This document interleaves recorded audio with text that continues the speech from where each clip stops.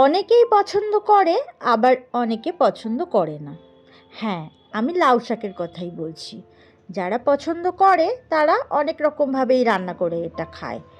আজকে আমি মটর ডাল দিয়ে যে রেসিপিটা আপনাদের সাথে শেয়ার করব, সেটা অসাধারণ খেতে হয়।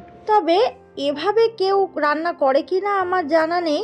যদি কেউ এভাবে রান্না করে থাকে তাহলে আমাকে কিন্তু অবশ্যই জানাবে। লাউ শাক এভাবে কেটে নিয়েছি, আর কুমড়ো ও আলু কেটে নিয়েছি এভাবে। 100 গ্রাম মটর ডাল সারা রাত জলে ভিজিয়ে রেখেছিলাম। আর ডাল ভিজিয়ে রাখার জন্য ডালটা এই যে এরকম একটু নরম হয়ে যাবে। আর কড়াইতে এবার দিয়ে দিচ্ছি সর্ষের তেল। সর্ষের তেলটা গরম হতে হতে এর মধ্যে শুকনো লঙ্কা দিয়ে দিলাম।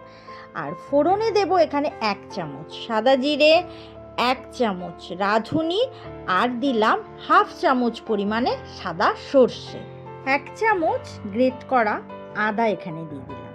আর এই সময় কিন্তু গ্যাসের ফ্লেমটা আমি লোতেই রেখেছি যাতে ফোড়নটা পুড়ে না যায়। আর ভেজানো মটর ডাল এর মধ্যে দিয়ে দিলাম। ডালটা কিন্তু বেশি ভাজা যাবে না, 1-2 মিনিট এভাবে নাড়াচাড়া করে নিতে হবে। আর এর মধ্যে দিয়ে দিচ্ছি আলু আর কুমড়ো, ডালের সাথে খুব ভালো করে মিশিয়ে নেব। আর এর মধ্যে কয়েকটা শুকনো মশলা দিয়ে দেব। দিচ্ছি নুন, 1 চামচ জিরে গুঁড়ো, হাফ চামচ ধনে গুঁড়ো, 1 চামচ লঙ্কার গুঁড়ো। আর এই শুকনো মশলাগুলো 2-3 মিনিট এই সব কিছুর সঙ্গে ভেজে নেব। তারপর এখানে দিয়ে দিচ্ছি জল, আর ঢাকা দিয়ে ডাল, আলু, কুমড়ো সিদ্ধ হতে সময় দেব। মাঝে মাঝে ঢাকনা সরিয়ে দেখে নিয়েছি। আর ডাল সিদ্ধ হলেই এর মধ্যে লাউ শাক দিয়ে দেব। আর শাক দিয়ে সব কিছুর সঙ্গে মিশিয়ে নিয়ে টমেটো দিয়ে দেবো, একটা গোটা টমেটো এভাবে কেটে এর মধ্যে দিয়ে দিলাম। আর জল দিয়ে ঢাকা দিয়ে সিদ্ধ হতে দেব। তারপর সব কিছু সিদ্ধ হলে এখানে স্বাদ মতো নুন আর 1 চামচ চিনি দিয়ে দেব।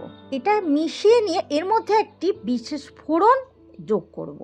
তার জন্য গ্যাসের আরেক দিকে একটি কড়াই বসিয়ে তার মধ্যে সর্ষের তেল দেব, আর কয়েকটা বড়ি এর মধ্যে ভেজে নেব, আর অল্প একটু হিং এর মধ্যে দিয়ে দেব, আর দিয়ে দেব পোস্ত। আর সব কিছু একটু ভেজে নিয়ে যখন একটু সুন্দর গন্ধ বেরোবে এই বড়ি ভাজা, হিং আর পোস্তর, আর তার মধ্যে দিয়ে দেব শুকনো লঙ্কা। শুকনো লঙ্কাটা দিয়ে ভেজে নিয়ে এই ফোড়নটা শাকের মধ্যে দিয়ে দেব। ব্যাস, এইভাবেই খুব সুন্দর একটা লাউ শাকের রেসিপি তৈরি করা যায়। যারা এভাবে খেয়েছো তারা তো জানোই এটা কতটা টেস্টি হয়। আর যারা খাওনি এইভাবে তারা একবার কিন্তু এইভাবে খেয়ে দেখো, খুব ভালো হয় খেতে।